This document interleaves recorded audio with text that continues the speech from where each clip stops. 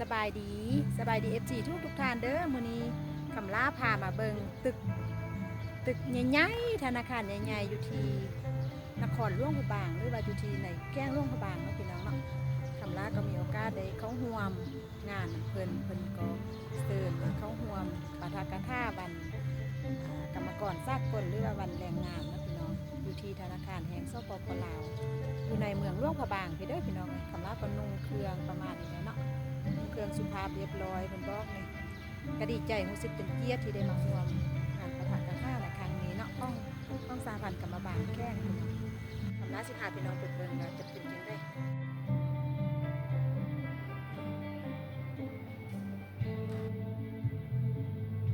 สบายดีพี่น้องมีคำลามีโอกาสได้มาเข้าร่วมกองประชุมใหญ่ของสาพันธ์กรรมบางพี่น้องเนาะเป็นกองประชุมที่เฉลิมฉลองวันกรรมกรสากลหรือว่าวันแรงงานนะพี่น้องเอ้ยเพิ่นก็มาจัดอยู่ที่ธนาคารบ่ได้พี่น้องว้าทุกงานเพลงงานคำลามาก่อนหมู่พี่น้องเอ้ยก็เลยว่าได้ภาพงามฟังมาตอนให้พี่น้องได้เบิ่งได้ชมเนาะอันนี้จะเป็นด้านในคำลามาก่อนหมู่แขกหรือว่าผู้แทนหรือว่า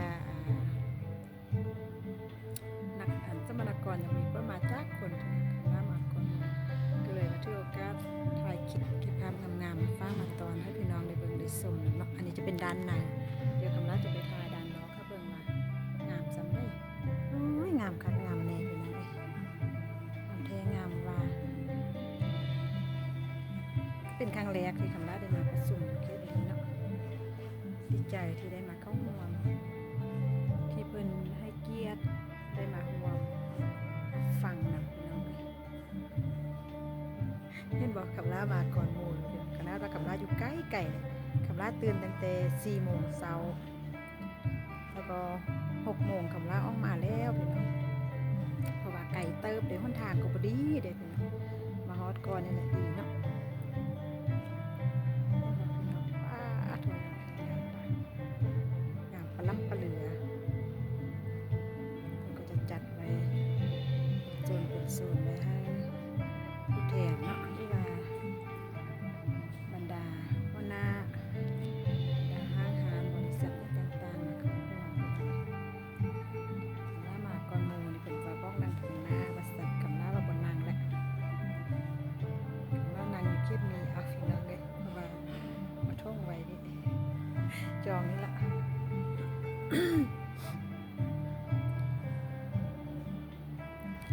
นี่สิไปถ่ายดังด้านนอกให้เบิ่งเด้อพี่น้อง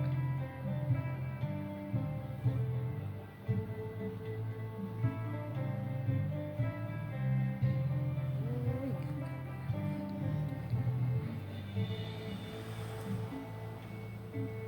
นี่เพิ่นก็กำลังทยอยเข้ามาเข้าร่วมกองประชุมแล้วลงก็จะเป็นบรรยากาศด้านนอกก่อนที่คำรามาประชุมเด้อพี่น้องงามคักงามงามแล้วก็อยู่ร่วมกับบางลาเด้อนะครั้งแรกเลยเดินทางหน้าเนาะการอันนี้แหละพันบาทตึกนี้สูงใหญ่เมืองไทยเราสร้างทั่วทุกเส้นทางสร้างให้เห็นว้างามเลยค่ะโอ้ยโอเคเห็นวันงามนั่นเลยนะเก็บภาพเป็นสวย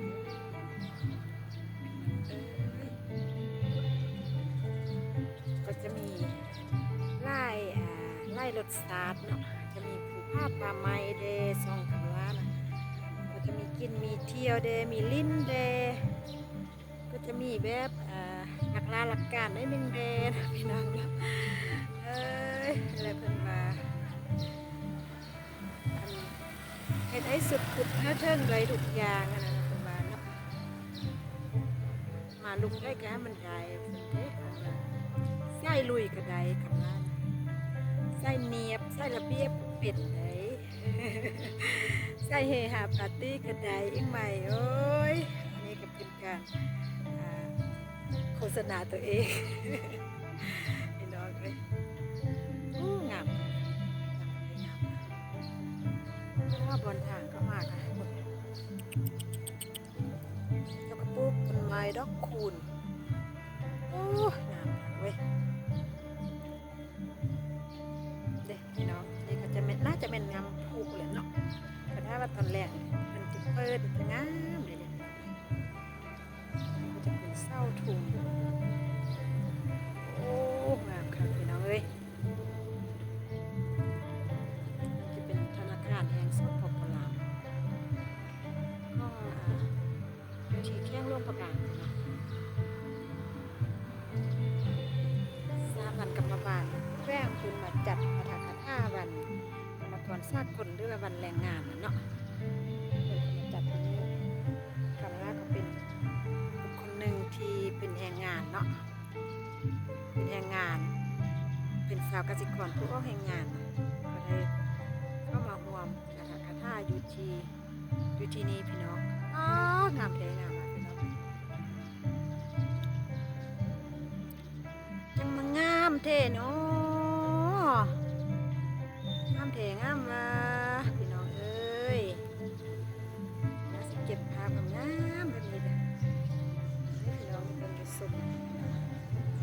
ส่วนนั้นก็จะแมนบอลที่คุณล่าจะไปกระสุนเนาะจะเป็นยังมาคาถาผู้ใหญ่ก่อนคาถาผู้ใหญ่ก่อนพอดีกับล่าก็โอ้ยได้ทีเลยแหละเนาะมาถ่ายคลิปให้พี่น้องได้เบิ่งไปสุ่มล่าสิค่อยถ่ายไปให้พี่น้องได้เบิ่งนะงามคักพี่น้องเอ้ยถ้ามีตึกเราทิ้งสิ่งที่คาดบ่ได้ก็คือต้นไม้นะพี่น้องเนาะเพิ่นก็บ่ปะบ่ปล่อยเพิ่นก็ปลูกต้นไม้ประดับประดาไปได้พี่น้องปลูกต้นไม้ประดับประดาเพื่อให้มีความสดชื่นแจ่มใสนะพี่น้องเนาะสิ่งที่คาดบ่ได้ที่สุดก็คือต้นไม้นี่แหละ ถ้าคาดต้นไม้เราก็จะเห็นให้อากาศร้อนเพราะว่าบ่มีอันสังเคราะห์แสงเลยพี่น้องเนาะ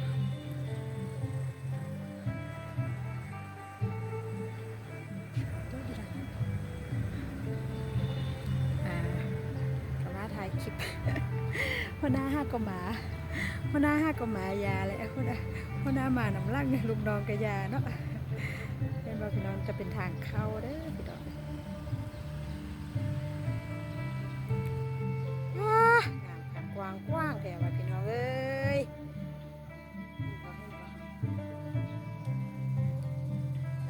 ต้นไม้นี่ก่อนสิได้งามๆแบบนี้กับโมเมนต์ของธรรมดาเนาะน้องได้เอาไปใส่แดงลาเสือว่าเราดูฝนนี้ต้นไม้ใบหญ้าก็จะปงไหวก็จะได้ตัดแดงไหวเนาะเดือนหนึ่งน่าจะเป็น2 ครั้งได้พี่น้องงามคักงามเลยพี่น้องมึงนี่ดูผมละหมาดเธอเดียวผมละหมาดล่างบานเลยพี่น้องเอามาจะให้พี่น้องได้เห็นเลยเนาะละหมาดล่างบานเลยพี่น้องถ้าภาพมันประสัดประเกียนก็ขอโทษขออภัยเด้อพี่น้องเพราะว่าคำลาคนแล้วคาดกองมาเนาะคำลาทายโดยมือด้วยนี่นะกะวางแผนมาอยู่ว่าซีต้องให้มันได้คาดกองนะแต่เป็นอย่างบ่ทันไรพี่น้องเอ้ยงมไปนี่ก่อนเนาะใช้ในสิ่งที่มีก็คือใช้มือนี่แหละก่อนพี่น้องนะ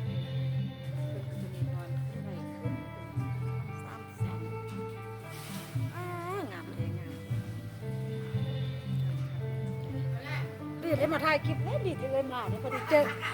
พี่น้องเอาไปเอามาแล้วมาเจอในบ้านเดียวกันพี่น้องกันนี่ได้ยินนะน่ะโมเมนต์ให้บ้านเฮาติแม่น่ะเพิ่นเฮ็ดเวียงนำกันนี่สิติงามคักงามแม่งามเทงามว่าโอ้ยเนาะนี่ก็จะเป็นโซนบอนจอดรถจักรรถใหญ่เพิ่นก็จะแบ่งไว้อย่างละเอียดเด้อพี่น้องเอ้ย แล้วมางามแท้ก็ที่ไวๆเดี๋ยวนิดนึงเด้อนี่พี่น้องเพราะว่ายานเพิ่นสิเข้าปากก่อนล่ะน่าจะบ่เข้าเท่าไหร่เพราะว่า8 โมงเนี่ยคำลามาฮอด7 โมงครึ่งนะพี่น้องคำลาก็โอ้เอาใจใส่เด้อบานคำลาน่ะ6-70 กิโลได้ก่อนจะมาฮอดบอนนี้นะพี่น้องบวกกับหนทางเนาะบวกกับหนทางก็บ่ค่อยสะดวกนะหนทางก็เป็นคุ้มเป็นบ่อพี่น้องเอ้ยเนาะเพราะว่ารถล่ายเนี่ยรถลาพาหนะล่ายผู้ได้กับผู้เที่ยวเนาะก็เลยว่าเห็นให้เส้นทางมันโคตรเปเพพังง่ายก่อนสิมาฮอดนี้ปกติก็ประมาณ45หรือว่า50 นาทีฮอดหลวงพระบางแต่ว่าจากสิว่าสภาพเส้นทางนะทุกมือนี้ก็ประมาณชั่วโมงครึ่งจึงมาฮอดหลวงพระบางเนาะอันนี้เพิ่นก็จะมีด้านสั้นลุ่มเด้พี่น้องไปเป็นพี่น้องเลยใหญ่โพดคำลาบกาไปมองขี้ยานอันนี้จะเป็นด้านล่างเด้อพี่น้องเมื่อกี้คำลาไทยด้านหน้าแต่ละแผนกการก็ทยอยเข้ามาห่วงคำลาก็จะเก็บบรรยากาศด้านในมาให้พี่น้องได้เบิ่งได้ชมน้ำตื้มนะสิเป็นจังได้นะพี่น้องเนาะถ้ายางไว้แล้วก็จะยกยักนิดนึงได้เนาะแต่ว่าคำลาบักต้องไม้นะคำลาสุดท้ายต้องไม้นะพี่น้องได้เบิ่งได้ชม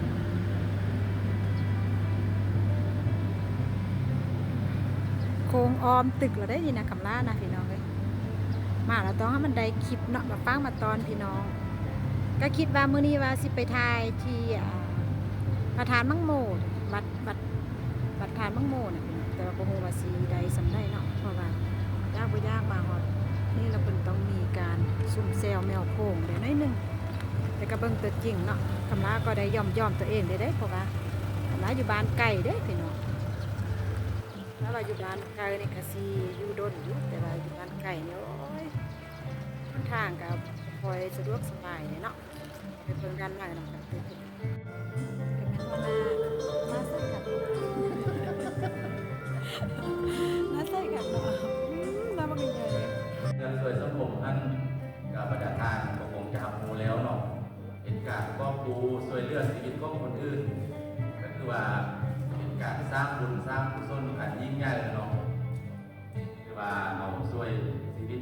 ผู้อื่นเอาเลือดของเขาให้สวยชีวิตของผู้อื่นครอบครัวชีวิตของคนอื่นการสร้างบุญสร้างกุศลอันยิ่งใหญ่มหาศาลสำกับสร้างกองบุญกองทานกองพระบาทสามัคคีกองแผ่นดิน10 กองคนในนอกอันนี้ส่งป้องกันย่างเลือดฉะนั้นประธานผู้ที่ว่าทำการปิดย่างเลือดที่ผ่านมาเนาะผู้ชายเขาจะประมาณ3 เดือนเนาะเขาสามารถเอาเลือดออกได้ตึมแต่พอไปน้องจริงมันจะเป็น4 เดือนหรือว่า5 เดือนเนาะเอาแต่สุขภาพ